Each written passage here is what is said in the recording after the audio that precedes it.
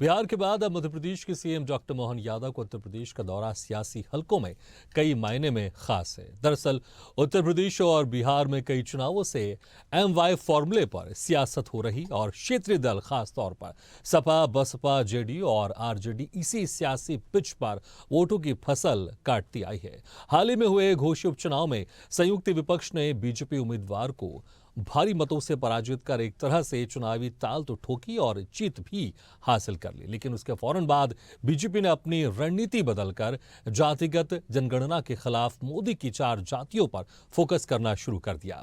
विरासत में मिली राजनीति के इंजीनियर अखिलेश यादव ने तत्काल पीडीए की नई रेसिपी तैयार की, जिसमें एमवाई के बाद पिछड़ा, दलित और अल्पसंख्यक को जोड़कर सियासत की इबारत को बुलंदी के परवान चढ़ाने की कोशिश में है। लेकिन अब इस बार समाजवादी पार्टी के नेता अखिलेश यादव को एमपी के मोहन यादव चुनौती दे रहे हैं। वो यादवों को साधने के लिए आजमगढ़ में है।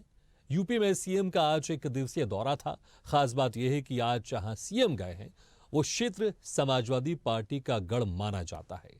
इस सीट पर उत्तर प्रदेश के पूर्व सीएम मुलायम सिंह यादव और पूर्व सीएम अखिलेश यादव भी सांसद रह चुके हैं। पिछले 2019 के लोकसभा चुनाव में मोदी लहर के बावजूद ये सीट सपा के खाते में गई थी। यहां से सपा प्रमुख अखिलेश यादव ने जीत दर्ज की थी। हालांकि अखिलेश के सीट छोड़ने के बाद 2022 के उपचुनाव में बीजेपी के दिनेश लाल यादव निरुवा ने सपा के धर्मेंद्र यादव को हरा दिया था। आजमगढ़ क्लस्टर में आजमगढ़, लालगंज, घोसी, बलिया और सलेमपुर को मिलाकर 5 लोकसभा सीटें आती हैं। आजमगढ़ और लालगंज की सभी विधानसभा सीटों पर सपा का कब्जा है। इस क्षेत्र में यादव समाज के लोगों की अच्छी खासी संख्या है, जो परंपरागत रूप से सपा को चुनते आए हैं। ऐसे में यादव समाज से ही आने वाले मुख्यमंत्री मोहन यादव के चलते भाजपा यादव वर्ग को आकर्षित करना चाहती है। डॉक्टर मोहन यादव के इस दौरे पर पेश है एक रिपोर्ट। इसके बाद हम चर्चा शुरू करेंगे। विश्व के सबसे बड़े राजनीतिक दल का तमगा हासिल कर लेने वाली बीजेपी इस मुकाम पर यूं ही नहीं पहुंची है।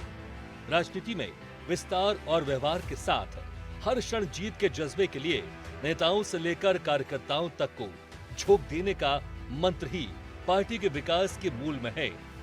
एक राजनीतिक दल के रूप में बीजेपी ने जिस प्रकार पूर्व से पश्चिम, उत्तर से दक्षिण तक की राजनीति सफलता प्राप्त की है, उसमें सामाजिक, आर्थिक, क्षेत्रीय, जातिगत, भाषाई सभी बिंदुओं पर ध्यान माइक्रो लेवल तक दिया जाता है।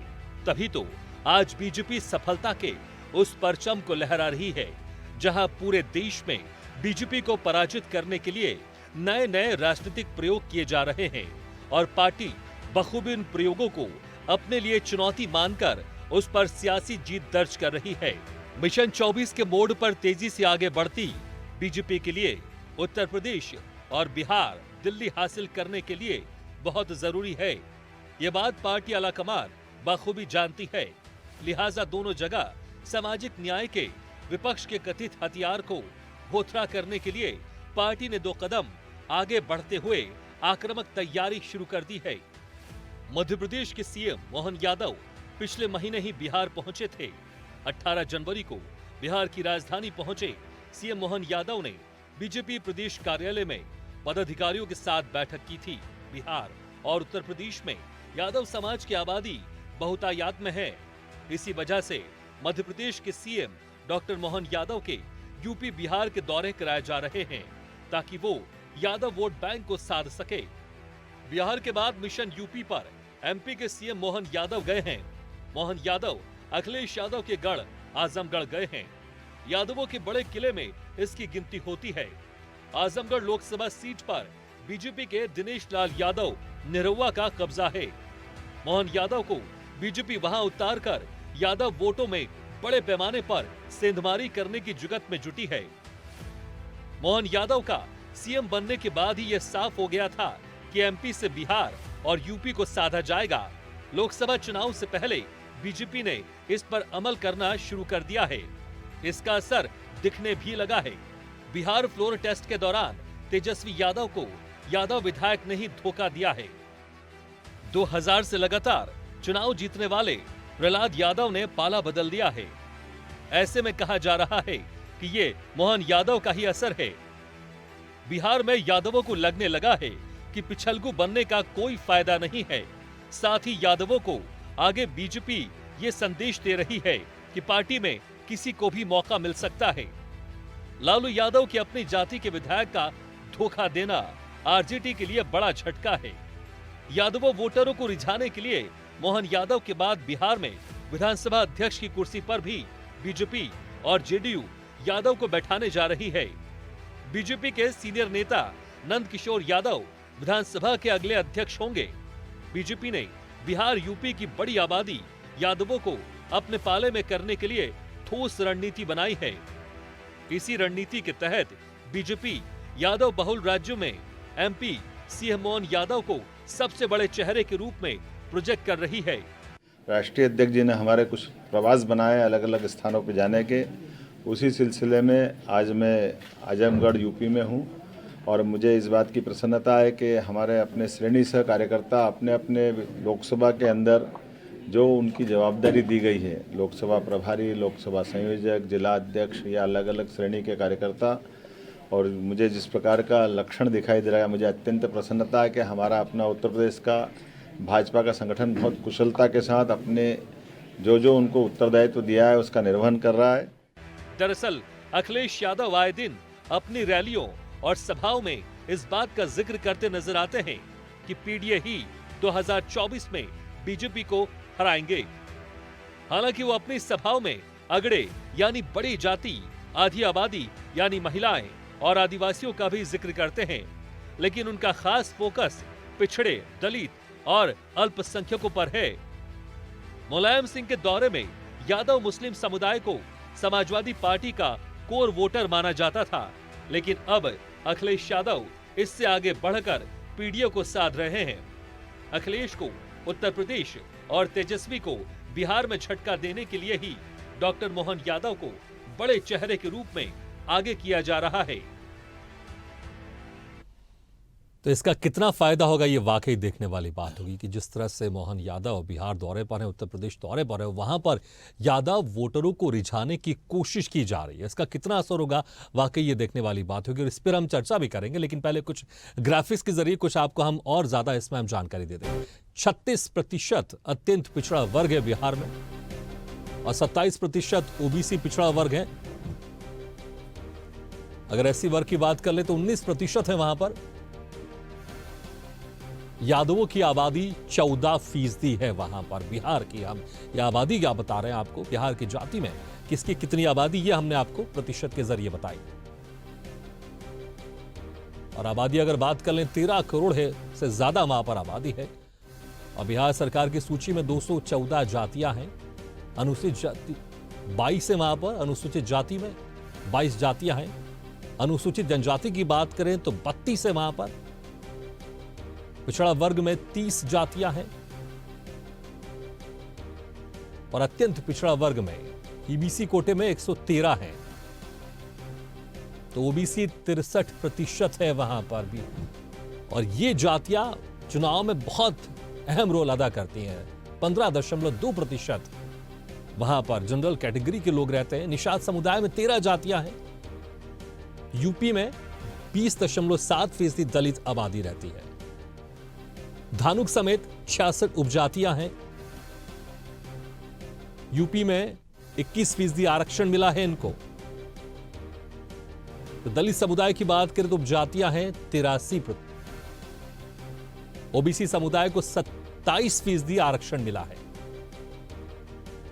तो ओबीसी में 79 जातियां शामिल हैं। तो ये कुछ हमने आपको आंकड़े बताए, क्योंकि अगर उत्तर प्रदेश की बात कर ले, बिहार की बात कर ले, तो वहां पर जातियों का दबदबा ज्यादा देखा जाता है और इसी आधार पर वहां पर जो जनता वोट भी करती है और उसी के हिसाब से वहां पर जो उम्मीदवार है उनका चयन भी किया जाता है। चलिए इसी पर हम चर्चा शुरू करते हैं कि आखिर जिस तरह से यहाँ पर मोहन यादव का उत्तर प्रदेश और बिहार में एक खास जिम्मेदारी दी गई है, किस तरह से इसका असर होगा आने वाले लोकसभा चुनाव में। हमारे साथ जो मेहमान मौजूद हैं, मैं उनका आप लोगों से तारुफ कराया। तो हमारे साथ हैं गौरव मिश्रा जी, बीजेपी प्रवक्ता हैं, रविंद्र प्रताप सिंह जी, सपा प्रवक्ता, कांग्रेस प्रवक्ता प्रदीप सिंह जी, वरिष्ठ पत्रकार doctor R D Singh ji, वरिष्ठ पत्रकार आजमगढ़ से धर्मेंद्र श्रीवास्तव जी और managing editor RP Shrivastava sir हमारे साथ स्टूडियो में मौजूद हैं। आप सभी मेहमानों को बहुत बहुत स्वागत है हमारे इस खास चर्चा में। सबसे पहले गौरव मिश्रा जी, जिस तरह से देखें मध्य प्रदेश में जब नए मुख्यमंत्री की बात हो रही थी तो मोहन यादव जी का नाम सबसे पहले सामने आया, उसके बाद रेस में आगे बढ़े और उनको मुख्यमंत्री बना दिया गया।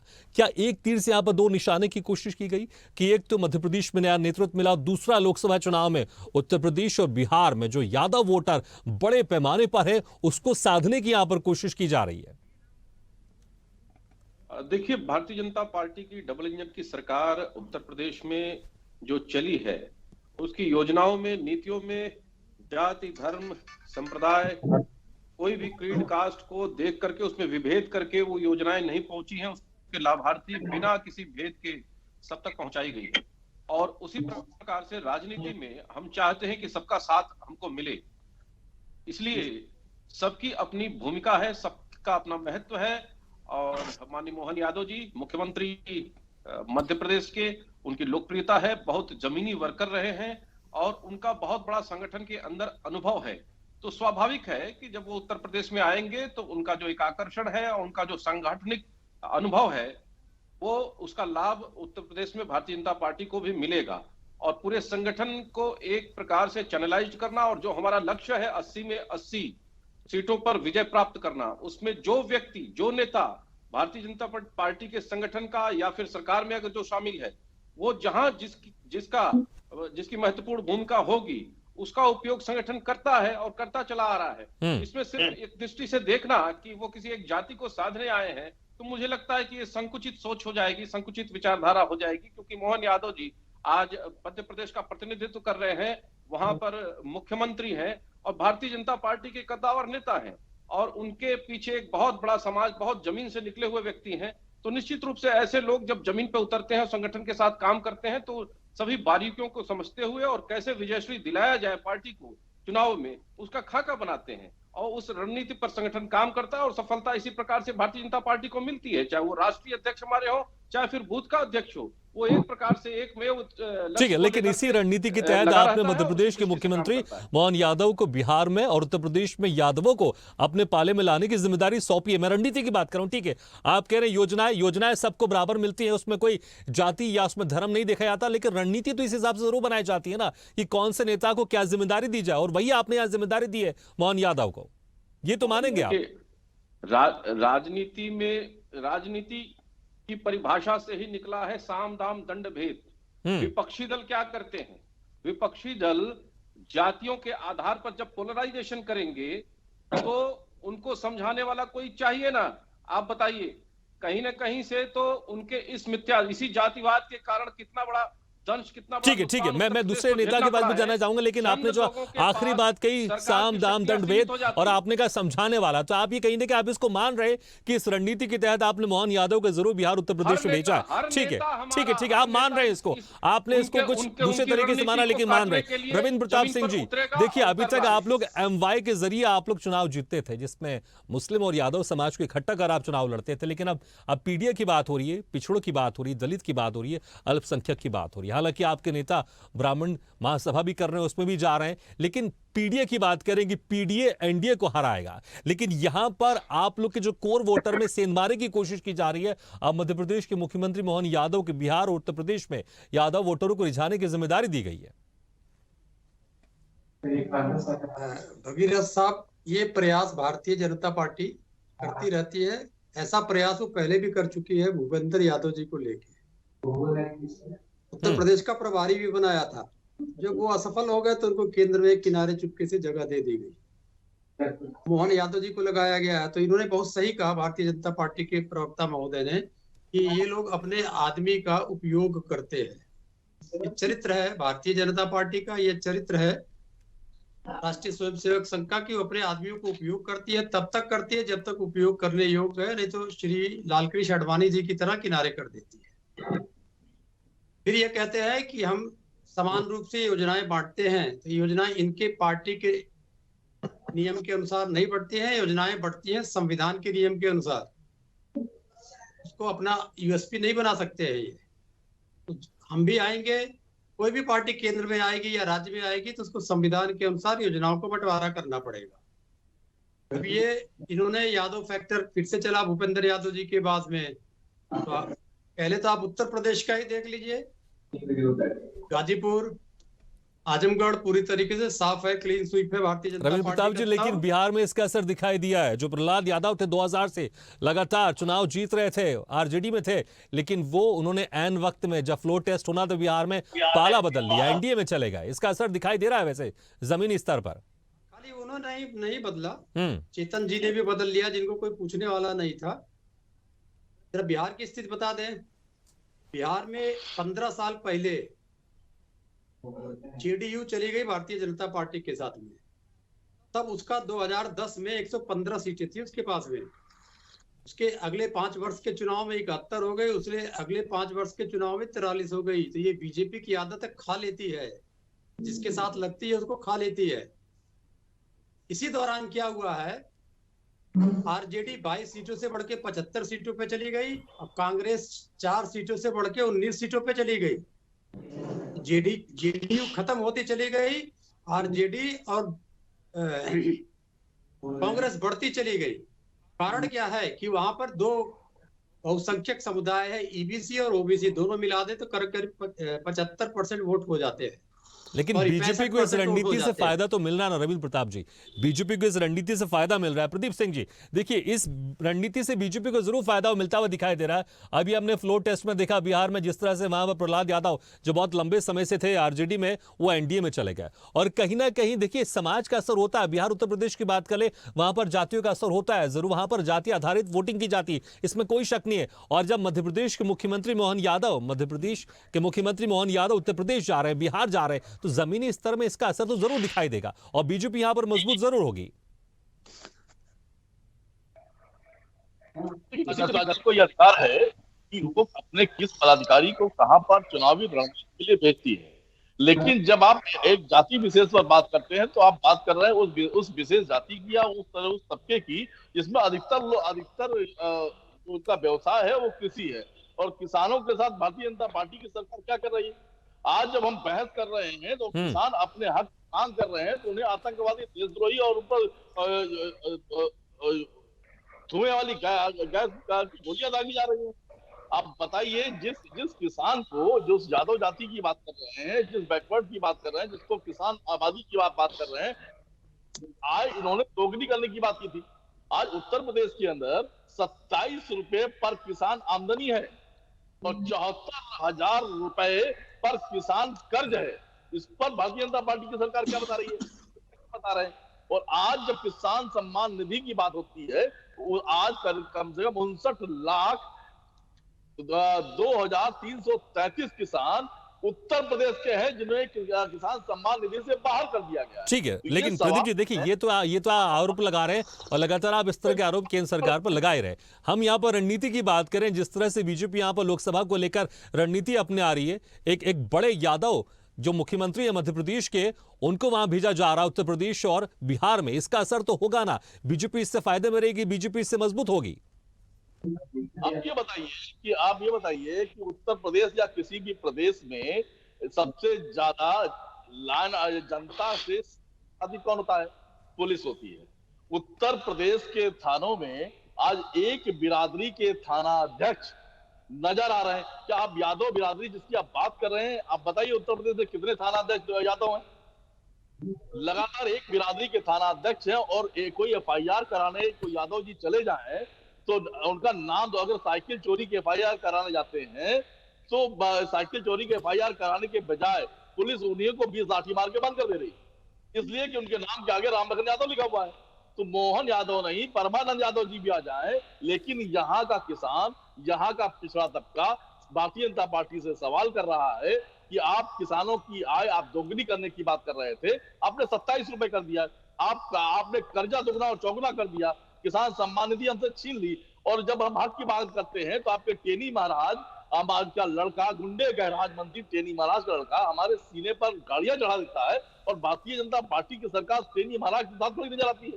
ठीक है, तो आप बड़ा सवाल उठा रहे हैं कि यहाँ पर उत्तर प्रदेश में जो सरकार है बीजेपी की, वो यादवों की नहीं सुन रही है। ठीक है, आप आरोप लगा रहे हैं, लगातार आप इस तरह के आरोप लगाते रहे। ठीक है, डॉक्टर आर डी सिंह जी, जिस तरह से हम देखें यहाँ पर एक रणनीति बीजेपी अपना रही है, क्या वाकई बीजेपी को इस रणनीति से फायदा हो रहा है, या फिर अगर बिहार उत्तर प्रदेश के जो यादव समाज के लोग हैं वो मध्य प्रदेश के जो मुख्यमंत्री है मोहन यादव, उसका असर ज्यादा उनके पर नहीं होगा। लेकिन हम देख रहे हैं बिहार में जो फ्लोर टेस्ट हुआ उसमें कहीं ना कहीं कुछ फायदा देखने को मिला। रणनीति यहां पर क्या आपको लग रहा है काम कर रही है? लोकसभा चुनाव में इसमें बीजेपी को फायदा होगा? बिल्कुल बिल्कुल भागीरथी जी, बहुत अच्छी बात आपने उठाया, बहुत अच्छा मुद्दा है आपका। अब रही बात बीजेपी को लाभ की और हानि की, तो पिछली बार जो गवर्नमेंट रही, जैसे भी रही, देखे होंगे 2019 के चुनाव में बीजेपी को 62 सीटें मिली थी। उसका उस समय सहयोगी दल केवल एक था, अपना दल यस, 51.19% वोट मिले थे। आज स्थिति यह है कि इनके पास मोहन यादव जी जैसा एक मुख्यमंत्री भी है मध्य प्रदेश का, इनके साथ बड़ा नेता, बड़ा चेहरा एक प्रदेश का मुख्यमंत्री यादव बिरादरी का है। दूसरा, इसमें इनके साथ अनुप्रिया पटेल जी अपना दल यस की साथ में है ही हैं। निषाद पार्टी के अब इनके साथ है, ओम प्रकाश राजभर जी इनके साथ हैं, राष्ट्रीय लोक दल भी इनके साथ आ गया है। देखा जाए तो इनके साथ जिस तरीके से अन्य दल जुड़ गए हैं, इनका वोट परसेंटेज बढ़ेगा और घटने वाला रहे। और रही बात मोहन यादव जी को, आप कह रहे हैं कि जाने के लिए, तो ठीक है, आजमगढ़ तो इनका गढ़ माना जाता है समाजवादी पार्टी का, जहाँ पे 10 विधायक इनके हैं, एक संसद बीजेपी का है। यहीं पे अब गए हुए माननीय मुख्यमंत्री जी, तो बिल्कुल निश्चित ही अपने कौम का मुख्यमंत्री पाके कहीं अन्य प्रदेश में ही सही अपना नेता पाके वोट होगा, उसमें कहीं कोई शक नहीं है, बिल्कुल वोट डाउट होगा। इसमें इनको लाभ मिलेगा। मोहन यादव को एक रणनीति के तहत ही कह सकते हैं कि मुख्यमंत्री बनाया गया है। मुख्यमंत्री क्या, इनके तो हर जगह के मुख्यमंत्री अपनी अपनी नीतियों पे, अपने अपने कार्यों पे इनके द्वारा चुने जाते हैं। किस तरीके से चेहरा रख के तो नहीं करते चुनाव की, या अगले को ही बनाया जाएगा। चुनाव होने के बाद इनकी कोर कमेटी तय करती है कि इसको मुख्यमंत्री बनना है, तो इनको बिल्कुल निश्चित ही लाभ मिलेगा, श्योर लाभ मिलेगा। और इसका लाभ की तो जिस तरीके से बात हो रही है और चर्चा चल रही है, पक्ष विपक्ष अन्य मुद्दे उठाते जा रहे हैं। अभी 22 तारीख को 22 जनवरी के रामलला के मुद्दे के लेके सदन में भी 14 विधायक ऐसे निकले जिसका हर कोई समर्थन किया, नहीं किए, समाजवादी पार्टी के ही रहे वो। तो निश्चित तौर पे इसका मैसेज आम जनमानस पे जा रहा है, जिसके लिए यहाँ पे इनका ग्राफ गिरता ही नजर आ रहा, बढ़ने वाला नहीं है। और इसका लाभ आगे बीजेपी को ही मिलेगा। ठीक है, लेकिन कितना लाभ मिलेगा ये वाकई देखने वाली बात होगी। धर्मेंद्र जी, आपको मेरी आवाज सुनाई दे रही है?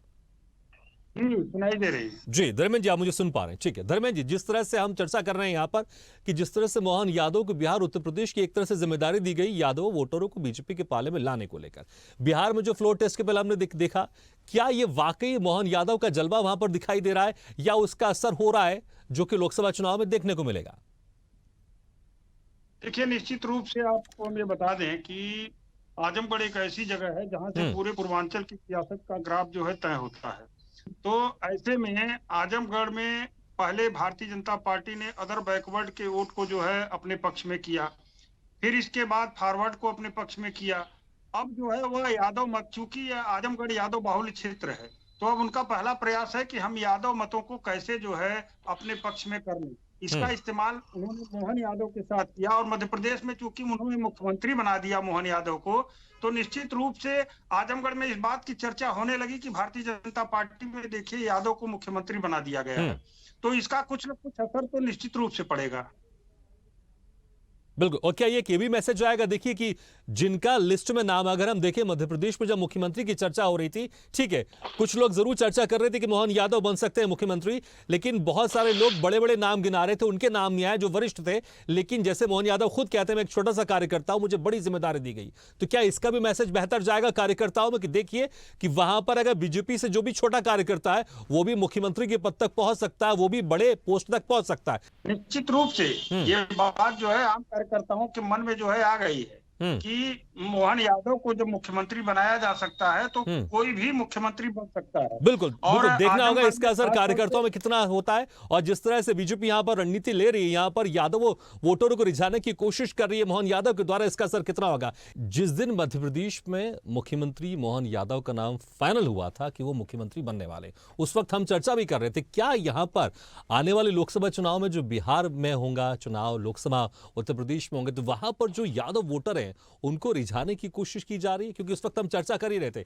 कि मध्य प्रदेश में नया नेतृत्व तो मिलेगा, लेकिन इसका असर क्या बिहार उत्तर प्रदेश में मिलेगा? देखिए, इसी रणनीति के तहत अब यहां पर मोहन यादव को उतारा गया है। क्या आपको लगता है कि इसका वाकई फर्क होगा, या फिर दूसरे प्रदेश का मुख्यमंत्री भले उन्हीं के समाज का है, क्या दूसरे प्रदेश के जो वोटर हैं उन्हीं समाज के एक्सेप्ट करेंगे? देखिए भागीरथ जी, दो तीन बातें। एक तो भाजपा की रणनीति थोड़ी दूर की है। आपने देखा होगा कि पिछले जब चुनाव हुए थे 3 राज्यों के, मतलब 5 राज्यों के, और 3 राज्यों में मुख्यमंत्रियों का चयन किस तरह से भारतीय जनता पार्टी ने किया था। तो जब मोहन यादव को जिस समय मुख्यमंत्री बनाया, तो पूरी भारतीय जनता पार्टी की पहले से रणनीति थी कि उत्तर प्रदेश और बिहार में यादव वोटरों को साधने की कोशिश की जाएगी। एक सबसे बड़ा सवाल है, आप देखिएगा वहाँ पर उत्तर प्रदेश की जरा इन 5 लोकसभा सीटों पर जिन पर उनको फोकस किया गया है, और वो गए थे उन कार्यकर्ताओं से, वहाँ के लोगों से बातचीत करके आ रहे हैं। ये समाजवादियों का गढ़ रहा है। आजमगढ़, बलिया, गाजीपुर, सलेमपुर, ये सब सारे जितने भी ये पूर्वांचल का जो बेल्ट है, समाजवादियों का पहले से ही कब्जा रहा। आपने देखा होगा कि विधानसभा चुनाव में सभी की सभी सीटें जीत लिया कितने समाजवादी पार्टी ने, जबकि पूरी लहर थी। उसके अलावा भी वर्तमान में अभी हाल में ही घोसी में उपचुनाव हुआ, काफ़ी मतों से हार हुई भारतीय जनता पार्टी की। तो अब इन सारी चीज़ों को देखिए, एक रणनीति है। और अगर यहाँ पर किसी भी तरह से मोहन यादव को वहाँ फोकस किया जा रहा है, तो आप इस बात से सहमत होंगे, और वहाँ के ज़मीनी जो भी पत्रकार हैं और वहाँ के लोग हैं, वो लोग इस बात को तस्दीक कर रहे हैं कि वहाँ पर मोहन यादव का कुछ न कुछ असर तो होगा। पिछले चुनाव में आप देखे होंगे कि जो उपचुनाव हुआ था उसमें धर्मेंद्र यादव चुनाव हार गए, जबकि यहाँ से सपा मुखिया मुलायम सिंह और अखिलेश यादव स्वयं चुनाव जीत चुके हैं, जबकि मोदी लहर थी पूरे देश में। और उत्तर प्रदेश में बहुत सारी सीटें, एक बार 73 और फिर बाद में 62 सीटें मिली। तो ये आप देखेंगे कि जो मोहन यादव को जिस तरह से प्लांट किया गया है, एक तरह से ये संदेश देने की कोशिश की गई है कि जो पीडीए का फार्मूला है समाजवादी पार्टी का, उसको किस तरह से तोड़ा जाए। और आप यहाँ अभी आप देखेंगे कि इनका 80 का जो टारगेट है, उसमें आजमगढ़ एक बहुत बड़ी चुनौती था, और शायद इसी वजह से मोहन यादव को वहाँ पर एक तरह से वहाँ पर भेजा गया है। और वहाँ का जो जाति समीकरण अभी आपने दिखाया भी स्क्रीन पर कि क्या है। पिछले बार चुनाव में आप देखे होंगे कि समाजवादी पार्टी का दबदबा एमवाई फार्मूले के तहत रहा है, जिसके तहत मुलायम सिंह जी मुख्यमंत्री रहे और अखिलेश यादव रहे। तो ये एक बहुत बड़ी चुनौती देने की भारतीय जनता पार्टी की कोशिश कर रही है। जहाँ तक उसकी स्ट्रेटजी का सवाल है, हमें आप देख लीजिए कि पूरब से लेकर पश्चिम तक, उत्तर से लेकर दक्षिण तक जो उनका 400 का टारगेट है, उसमें आजमगढ़ एक बहुत बड़ा महत्वपूर्ण है। वो एक सीट आजमगढ़ या आसपास की जो 5 सीटें हैं, अगर इस पर अगर सफलता नहीं अर्जित करती है, तो 80 का उनका जो टारगेट वो पूरा नहीं हो पाता है। और मोहन यादव हमको लगता है, चूँकि जिस यादव समाज से आते हैं और वहाँ पर एक बहुत बड़ी आबादी है यादवों की, और उसको चलते उसको भेदने की कोशिश की जा रही है। अभी हाल के जो चुनाव में जो निरहुआ जिस तरह से चुनाव जीते थे, वहाँ पर बहुजन समाज पार्टी का एक मुस्लिम कैंडिडेट खड़ा था जो 80,000 वोट ले गया। अगर वो खड़ा नहीं होता तो शायद फिर चुनाव रिपीट हो जाता। तो अब ये सब आने वाले समय में देखना होगा कि मोहन यादव को किस तरह से उत्तर प्रदेश और बिहार में भारतीय जनता पार्टी उनका उपयोग करती है। और निश्चित रूप से अगर किसी भी समाज का एक नेता किसी प्रदेश का मुख्यमंत्री है और वहां जाता है, तो समाज के ऊपर असर जरूर पड़ेगा। बिल्कुल, इसमें कोई शक नहीं। और इसका हम देख रहे हैं, बिहार में हम देख रहे हैं उस रणनीति जो हमने देखी यहाँ पर, जिस तरह से जो आरजेडी में बहुत 2000 से जो 2000 ईयर है, वहां से लगातार जो वहां पर विधायक थे, वो उन्होंने एन वक्त पर एनडीए में चले गए, पाला बदल लिया। तो देखना होगा इसका असर वाकई कितना होगा। लेकिन गौरव मिश्रा जी, देखिए यहां पर जिस तरह से हम देख रहे हैं, यहां पर पहले जो एमवाई की रणनीति थी सपा की, अब उसको बदलकर पीडीए कर दिया। तो क्या आप लोग भी यहां पर रणनीति बदलने में यहां पर मजबूर होना पड़ा? क्योंकि घोषी उपचुनाव की बात कर लें, जो संयुक्त उम्मीदवार था उसने आपके उम्मीदवार को भारी मतों से आपके उम्मीदवार को हराया था, इसलिए आप भी यहां पर रणनीति बदलें, या फिर कि पहले से ये रणनीति थी कि हम सभी समाज को लेकर चलेंगे और खासकर उत्तर प्रदेश बिहार में जो यादव वोटर्स हैं उनको हमको रिझाना है? देखिए, ये बात सही है भागीरथ जी। उत्तर प्रदेश में जातिवादी राजनीति, विशेष रूप से एमवाई समीकरण पे लंबे समय से समाजवादी पार्टी राजनीति कर रही है, और इसी समीकरण के आधार पर वो सरकार में कई बार आए हैं। तो कहीं ना कहीं ये चुनौती तो है, इसको हम स्वीकार करते हैं। लेकिन भारतीय जनता पार्टी का जो लक्ष्य, लेकिन अब रणनीति बदल ली, सब आप पीडीए पे जा रहे हैं, कह रहे हैं पीडीए हराएगा एनडीए को। मैं उसी पर आ रहा हूं। तो नाम बदलने की आवश्यकता इनको पड़ रही है, क्योंकि इनको ये सुगंध मिलनी शुरू हो गई है क्षेत्र की जनता से या प्रदेश की जनता से, क्योंकि इनका जो जातिगत कार्ड है अब वो चलेगा नहीं। क्योंकि जब ये सरकार में रहते हैं तो चंद लोग इनके इर्द गिर्द होते हैं, वही सरकार की पार्टनरशिप हो जाती है, और प्राइवेट लिमिटेड कंपनी बन जाती है सरकार, और योजनाओं का एक प्रकार से खुला लूट होता है। अभी हमारे मित्र यहाँ पे सपा के कह रहे थे कि संविधान से नीतियां और योजनाएं दी जाती हैं। तो बुंदेलखंड में सूखा पड़ा था और 48 किसान वहां मर गए थे सूखे में, आत्महत्या कर लिया था उन लोगों ने, और 27 रुपए का चेक दिया था, और वो भी जो मुआवजा गया था, आप लिस्ट उठा करके देख लिए, केवल उसमें एक जाति विशेष के लोग थे जो इनके पार्टी के कार्यकर्ता थे, उनको वो मुआवजा मिला था। 86 में से 57 एसडीएम एक जाति विशेष के बना दिए जाते हैं, तो ये कौन से समानता की बात करते हैं। लेकिन आज सबका साथ और सबका विकास का जो फार्मूला प्रधानमंत्री जी ने दिया, सर्व समाज इस बात को महसूस कर रहा है कि बिना इसके देश का उद्धार संभव नहीं है और व्यक्ति का उद्धार संभव नहीं है। तो 80 में 80 सीट और 100 में 80% वोट, ये हमारा लक्ष्य है और उस लक्ष्य पे हम काम कर रहे हैं। और इसमें हर व्यक्ति का, अभी ये कह रहे थे उपयोग की जहां तक बात है, ये तो अपने लिए गुंडे और माफियाओं का उपयोग करते हैं, हम तो अपने कार्यकर्ताओं का पार्टी के लिए योगदान लेते हैं। और हर व्यक्ति का दायित्व। और अब माननीय मुख्यमंत्री जी ने, मोहन यादव जी ने कहा कि पार्टी हमको जहां भेजेगी वहां हम जाएंगे। उसी प्रकार हम सारे लोग कार्यकर्ता हैं, जहां भेजती है वहां जाते हैं, दूसरे प्रदेश में भी जाते हैं।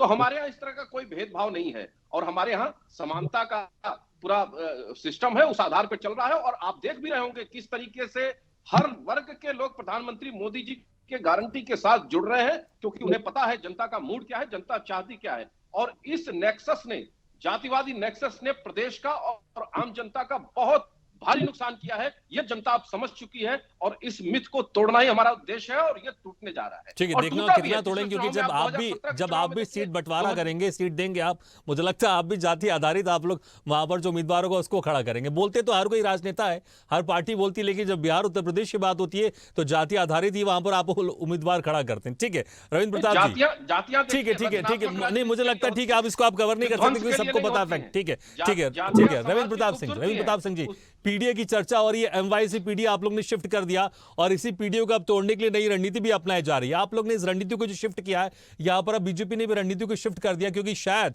घोषी उपचुनाव में जिस तरह से करारी हार मिली बीजेपी को, बीजेपी इसको दोहराना नहीं चाहेगी। बीजेपी यहां पर अपनी रणनीति बदल रही है और इसलिए यादवों को रिझा रही है। देखिए, भारतीय जनता पार्टी जन कल्याणकारी मुद्दों पे एकदम फेल है। उसने 10 साल जो भी काम किया 3-4 व्यापारियों के लिए किया है। तो अब उसको पास अगर इनका ग्राउंड रिकॉर्ड भी बता दिए तो बार बार मुझे कहना पड़ता है कि 28 राज्यों में से केवल 9 राज्यों में इनकी पूर्ण बहुमत की सरकार है और इनको हार दिखाई पड़ रही है। इसीलिए तमिलनाडु से लेके कश्मीर तक इन्होंने अपने आतंक मचा रखा, भारतीय जनता पार्टी वालों ने अलग अलग तरीके से। तो ये अपनी रणनीति नहीं बदल रहे हैं। मैं स्वागत करता हूं कि पीडीओ को इन्होंने स्वीकार किया। रणनीति तो आपने बदली, आप पहले एमवाई फॉर्मूले में थे, अब पीडीए में चले गए। जातिगत झंडा भी स्वीकार करेंगे अभी ये, और ये किसानों का जब पैर छूके माफी भी मांगेंगे अभी दिल्ली में जाके। तो ये बहुत अच्छी बात है इन्होंने कहा। और इन्होंने कहा कि किसानों को 37 रुपए दिए। इन्होंने जब किसानों को मुआवजा दिया था जमीन के हिसाब से, तो चेक दिए थे 7 रुपए के, 17 रुपए के, 19 रुपए के। यह है इनका जातिवादी चरित्र। फिर हमको गुंडा माफिया, एक शब्द इन लोग का ब्रेन जो है ना रोबोटिक कर दिया जाता है, तो गुंडा माफिया बताते हैं। मुख्यमंत्री के ऊपर सारी वो धाराएं हैं जो एक गंभीर गुंडे के ऊपर हो सकती है, उप मुख्यमंत्री के ऊपर सारी धाराएं हैं जो एक गंभीर गुंडे की हो सकती है। 2 सजा याफ्ता मंत्री हैं लखनऊ में, उत्तर प्रदेश में। तो गुंडे, इनकी तो पूरी विधानसभा गुंडों से भरी पड़ी हुई है। 111 आरोपी हैं उसमें, विधायकों में। और इनके दिमाग में वो क्या कर रहे? ठीक है ठीक है ठीक है, ये आरोप लगातार मुझे लगता है दोनों पार्टी एक दूसरे को लगाती है, लेकिन रणनीति की बात कर लेते हैं। रविंद्र प्रताप जी, आप लोग को भी एमवाई के बदले पीडीए में जाने की आवश्यकता क्यों पड़ गई? क्या आपको लगा कि अब यहाँ पर रणनीति बीजेपी बदल रही है, बीजेपी यादव वोटों को रिझा रही है, इसलिए हम लोग को भी बड़ी रणनीति अपनानी पड़ेगी, इसलिए आप लोग एमवाई के बदले पीडीए में चले गए? आप लोग के नेता कह भी रहे अखिलेश यादव, अब पीडीए ही एनडीए को हराएगा। ये तो हमारी पुरानी रणनीति है 1955 से, जब हम कभी कांग्रेस से भी टकराया करते थे। तो ये तो बिलों में छुपे रहते थे भारतीय जनसंघ वाले। तब भी हम सर्व समाज का, वो पीड़ित, दलित, वंचित, इन्हीं की हम राजनीति तब भी करते थे, इन्हीं की राजनीति अभी भी कर रहे हैं। और कांग्रेस ने भी समझा इस चीज को, तो कांग्रेस के साथ हम लगातार खड़े हैं। 2004 से कभी खड़े हैं, अभी भी खड़े रहेंगे, क्योंकि ये सारा वर्ग पहले सबको स्वीकार करना पड़ेगा कांग्रेस की तरफ था। ये तो उन्मादी लोग हैं, इनको उन्माद के सिवा कुछ भी नहीं आता। ठीक है, प्रदीप जी से जब पूछो। डिबेट प्रदीप जी में बैठेंगे देखिए, तभी उन्माद अगर फैलाएंगे। अगर अगर एनडीए को हराने की बात होती है तो इंडिया अलायंस की बात नहीं कर रहे हैं अखिलेश यादव, वो कह रहे पीडीए हराएगा यहाँ पर। वो तो क्या नहीं, ऐसा नहीं पूछते हैं। ठीक है प्रदीप जी से, ठीक है प्रदीप जी से सवाल आपके से होगी, मुझे लगता है। ठीक है, आपके से होगी, मुझे लगता है वही इसका जवाब दे देंगे। ठीक है, बीजेपी को पीडीए से ऐसा करके बोलते हैं। हालांकि आपके जो गठबंधन के लोग हैं वो लगातार दूर जाते जा रहे हैं, एनडीए में जाते जा रहे हैं। ठीक है प्रदीप जी, देखिए जिस तरह से आप यहाँ पर बीजेपी ने रणनीति बदली है, ठीक है, अगर मैं पीडीए की मैं बात करूं कि आप लोग की भी रणनीति यही रहने वाली, कांग्रेस की रणनीति पीडीए जो सपा लेकर चल रही है, या फिर आप लोग की इंडिया अलायंस की रणनीति कुछ और सामने आएगी? देखिए, इंडिया गठबंधन पर जब आप चर्चा करते हैं तो अब श्री अखिलेश यादव जी, राहुल जी की और हम सभी की न्याय यात्रा में अमेठी और रायबरेली में सम्मिलित होने जा रहे हैं, तो इसलिए इंडिया गठबंधन पूरी मजबूती के साथ अपने मुद्दों के साथ खड़ा है। अभी भारतीय जनता पार्टी के प्रवक्ता तमाम बातें कर रहे थे, हमें पूछना चाहते हैं, अभी इन्होंने जाटों की बात की, अभी इन्होंने किसानों की बात की, इन्होंने आपने पिछड़े वर्ग में यादवों की बात की। अब मैं पिछली बार भी मैंने कहा कि आप बताइए कि उत्तर प्रदेश के कितने थानों में आपने यादवों को थानाध्यक्ष बना रखा है? सबसे पहली मुलाकात देश के नागरिकों की अपने थानाध्यक्ष से होती है। दूसरी महत्वपूर्ण बात यह है, जब आप अजीत सिंह की बात करते हैं तो अजीत सिंह के आवाज को छीनने वाली पार्टी कौन थी, सरकार कौन सी थी? आप जब चौधरी जयंत जी जब पश्चिमी उत्तर प्रदेश में एक दलित नौजवान जो घोड़ी पे चढ़कर अपनी शादी में जा रहा था और भारतीय जनता पार्टी के गुंडों ने उसे खींच के मारा था, तो अजीत सिंह जयंत जी के नेतृत्व में पूरा विपक्ष जब सड़कों पर आया था तो भारतीय जनता पार्टी की सरकार ने उस पर लाठियां चलाई थी। जब आप अराजकता की बात करते हैं तो उत्तर प्रदेश की सरकार में आधे दर्जन से ज्यादा अपराधी कैबिनेट में है और इस पर कानून व्यवस्था की बात करते हैं। और जब आप बात करते हैं कि दूसरी दलों में राजनीतिक गुटों की, तो आप ब्रजभूषण शरण सिंह की तरफदारी करते हुए और उस मुद्दे पर तरफदारी करते हैं जिस मुद्दे पर इस देश का गौरव बढ़ाने वाले हमारे खिलाड़ी सड़कों पर होते हैं और कहते हैं हमारे साथ शोषण हुआ, हमारे साथ अन्याय हुआ है, वो न्याय की मांग करते हैं। ये तो आरोप है, लेकिन कांग्रेस की रणनीति क्या है उत्तर प्रदेश और बिहार में? निश्चित तौर पर हमारी रणनीति पर आप ये मान कर चलिए, हम पिछड़ों, दलित, किसान और देश के नौजवान की बात करते हैं, देश के गरीब की बात करते हैं, देश के बेरोजगार नौजवानों की बात करते हैं। इसके लिए राहुल जी न्याय यात्रा लेकर हिंदुस्तान की सड़कों पर, और जिस तरीके से सैलाब निकल रहा है, आप ये मान के चलिए कि भारतीय जनता पार्टी के लोगों की नींदें उड़ चुकी हैं और आने वाले समय में इसका परिणाम भी लोगों के सामने होगा। ठीक है, देखना होगा यात्रा कितना असर हुआ। इसके पहले भारत जोड़ो यात्रा भी निकली, विधानसभा चुनाव में इसका असर सामने था। ठीक है डॉक्टर आरडी सिंह जी, देखिए जिस तरह से यहाँ पर पीडीए की भी बात हो रही है, सपा पार्टी के जो नेता अक्सर पीडीए की बात करते हैं कि पीडीए हराएगा एनडीए को, लेकिन क्या जो पहले सपा एमवाई की बात करती थी या पीडीए की बात कर रही है, बीजेपी ने जिस तरह से यहाँ पर रणनीति बदली है, यादवों को रिझाने की कोशिश की जा रही है, इसके बाद ही क्या, या फिर पीडीए क्या मजबूरी थी सपा को कि अपनी रणनीति यहां पर बदलनी पड़ी? और बीजेपी को भी डर था कि पिछले बार जो 62 सीटें थी, हालांकि उसके पहले 71 सीटें थी, लेकिन जब मायावती और यहां पर अखिलेश यादव साथ में थे, बसपा और सपा यहां पर साथ में थे, लेकिन अब बसपा अलग से चुनाव लड़ रही है, तो यहां पर जो रणनीति बदली गई दोनों पार्टियों की तरफ से, आप इसको कैसे देखते हैं? देखिए सर, पहले तो भागीरथी जी, इनका जो मुद्दा था, इन्होंने एमवाई की बात करते थे, मुस्लिमों और की बात करते थे, क्योंकि एमवाई प्रोजेक्ट इनका फेल गया। फिर ये आप आ गए हैं पीडीए पे, जिस पीडीए की बात कर रहे हैं उस पीडीए के साथ इनके कौन खड़ा है, देखने वाली बात ये। पीडीए में इनका जिस वर्ग की बात करते हैं, पिछड़ों की, पिछड़े इनके लिए साथ नहीं है। विधानसभा में इनके साथ अभी हाल ही में वो भी छोड़ के चली गई। पिछले लोकसभा चुनाव की बात करेंगे तो पिछले लोकसभा चुनाव में इन्होंने बहन जी के साथ समाज बसपा के साथ मिलकर चुनाव लड़ा हुआ था। फिर बहन जी को 10 सीटें प्राप्त हुई थी, इनको 5 मिली हुई थी। आज की बसपा भी इनके साथ नहीं है, तो इस कंडीशन में ये पिछली बार जो 5 सीटें पाए थे वही बरकरार रह जाए, इनकी बड़ी बात होगी। इससे ज्यादा और नहीं कुछ कह पाऊंगा। उसमें भी वो संभव नहीं है, क्योंकि जिस पीडीए की बात करते हैं उस पीडीए में आप मान के चलिए निषाद पार्टी इनसे बाहर है, वो बीजेपी के साथ है। दूसरा, ओम प्रकाश राजभर जी जो अभी विधानसभा चुनाव में इनके साथ रहे हैं, वो तो सदन के अंदर चिल्लाते हैं मेरी वजह से 211 तुम पहुंच गए हो, नहीं तो वो भी दिन ना आते। वो बीजेपी के साथ जा चुके हैं। आरएलडी इनका साथ जो विधानसभा में थी वो भी अब छोड़ चुकी है। इनके सहयोगी ऐसे जो दल हैं जो इनको छोड़ चुके हैं। उधर अपना दल यश की अनुप्रिया पटेल जी ऑलरेडी पहले से उनके साथ मौजूद है उसमें। तो इन सब के तरीके से बीजेपी का जो चूड़गांठ दिखाई दे रहा है, बहुत संयम के साथ चल रहे हैं। और एक यादव वर्ग के लिए इनका एक मुखौटा रहे हैं माननीय अखिलेश यादव जी। अखिलेश जी की स्थिति यह रही है कि उनके अगेंस्ट मोहन यादव जी आ चुके हैं। मोहन यादव के आने से अखिलेश जी के प्रभाव का चलचित्र धूमिल पड़ जाता है, मेमोरी धूमिल हो जाती है। ये 60वां साल चल रहा है, मेमोरी कमजोर होती है आदमी की। अब तो 6 साल में बहुत कुछ अखिलेश यादव जी की स्मृतियां विस्मृत होती जा रही हैं लोगों के दिमाग से। अब मोहन यादव की स्मृतियां लोगों के दिमाग में चढ़ती जा रही है, तो वह यादव वर्ग वोटर भी रुझान में इनके साथ से कटता हुआ नजर आ रहा है। ये स्वयं बौखलाए भी है। देखते नहीं सर कैसी कैसी बयानबाजी आ जा रही है आजकल में, इसलिए इनको अपने आप से घबराहट हो रही है। रही बात बीजेपी की, तो बीजेपी ये बहुत मजबूत होती दिख रही है सर। ठीक है, बीजेपी को लाभ मिलेगा इसका, क्योंकि बीजेपी भी ये पीडीए की बात कर रहे हैं, पीडीए को प्रोजेक्ट ही करके चल रही है सर। ठीक है, संयम बना के। ठीक है धर्मेंद्र जी, क्या आपको भी लगता है कि यहाँ पर यादव समाज के ऊपर अब सपा की जो पकड़ है वो कमजोर होती जा रही है और बीजेपी की पकड़ लगातार मजबूत होती जा रही है और मोहन यादव उस पकड़ को और मजबूत करने वाले हैं?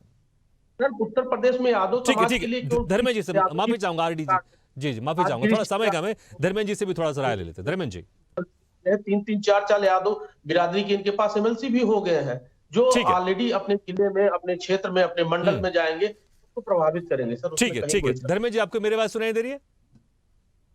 धर्मेंद्र जी सुन पा रहे हैं आप मुझे? आवाज बहुत आ रही है, 1 मिनट जी। धर्मेंद्र जी सुन पा रहे हैं आप मुझे? चलिए, लगता है थोड़ी सी समस्या, हम दोबारा आएंगे आपके पास। धर्मेंद्र जी, आरपी श्रीवास्तव सर, क्या वाकई सपा की जो पकड़ है यादव समाज के ऊपर, क्योंकि पहले एमवाई जो फॉर्मूला चलता था उसके तहत कई बार सत्ता में आई है सपा पार्टी, लेकिन क्या वो पकड़ अब कमजोर होती जा रही है और बीजेपी की पकड़ यहां पर मजबूत होती जा रही है यादव समाज के ऊपर और मोहन यादव के आने से अब और पकड़ मजबूत हो जाएगी? देखिए, एक बात सबसे महत्वपूर्ण है, जो पिछला विधानसभा चुनाव हुआ था, अब सपा जो बहुत पिछले, उसके पहले चुनाव में काफ़ी उसकी बुरी स्थिति थी, यहाँ पर मजबूत बराबर समाजवादी पार्टी भारतीय जनता पार्टी को टक्कर देती नजर आई थी। अब चूंकि क्या हुआ कि इनके पास एक चेहरा मिल गया और वो एक प्रदेश के मुख्यमंत्री हैं मोहन यादव, और उसके जरिए जो है यादव वोटरों को साधने का प्रयास किया जा रहा है। अब ये कितना असर करेगा आने वाले समय में, लेकिन जिन क्षेत्रों का चयन किया गया है, जहां पर उनको भेजा गया है, हमको लगता है लोकसभा चुनाव में भी और कई भी दौरे उन इलाकों में होंगे जहां से इनका 80 का जो फार्मूला है वहां से 80 नहीं हो सकता था, या बहुत ही मतलब एक तरह से उनको संघर्ष का सामना करना पड़ता। लेकिन इनको भेज करके, मोहन यादव के यहाँ से भेज करके वहाँ पर एक तरह से यादवों में एक नया जो है संदेश देने की कोशिश की जा रही थी।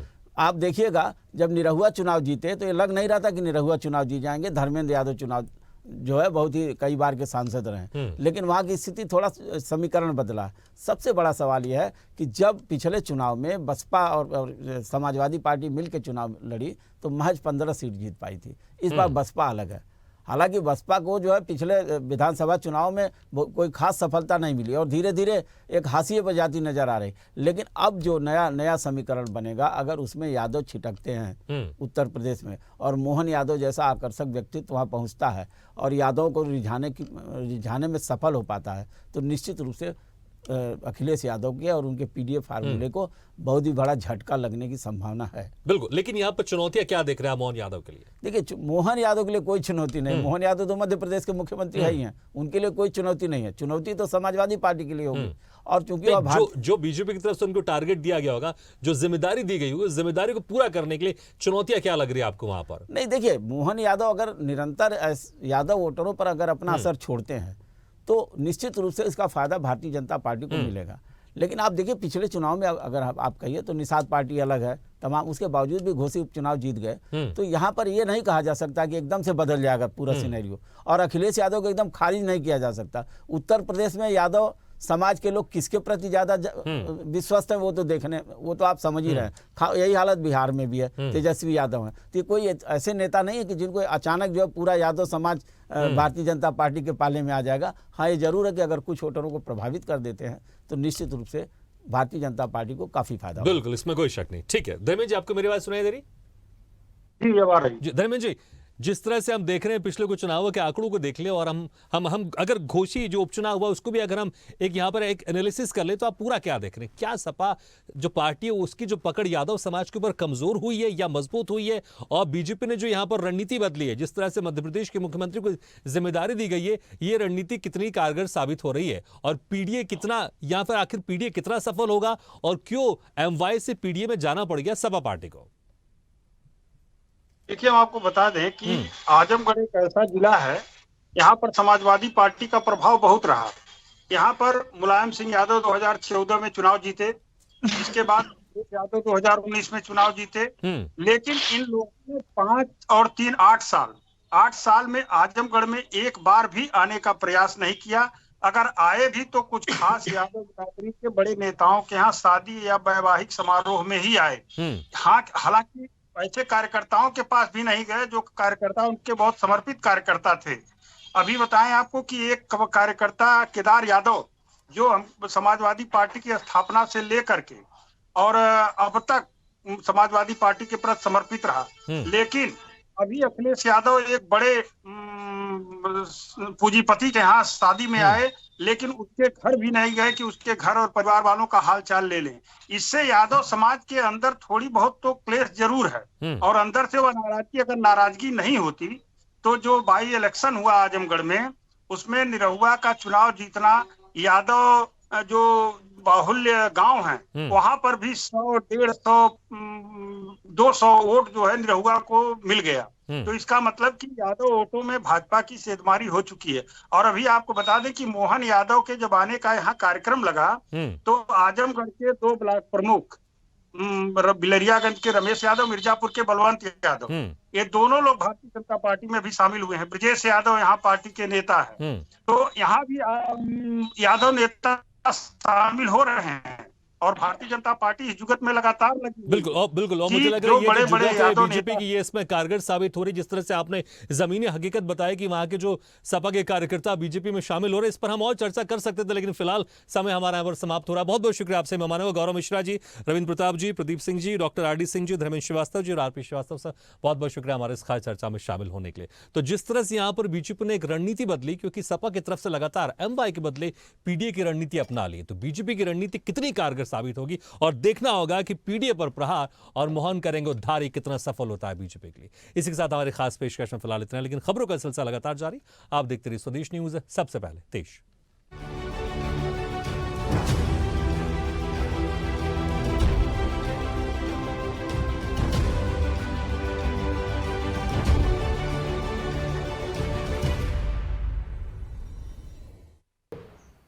ऐसे वीडियो के लिए लाइक करें, शेयर करें, फॉलो करें और YouTube पर जाकर सब्सक्राइब करें और बेल आइकन को दबाना ना भूलें।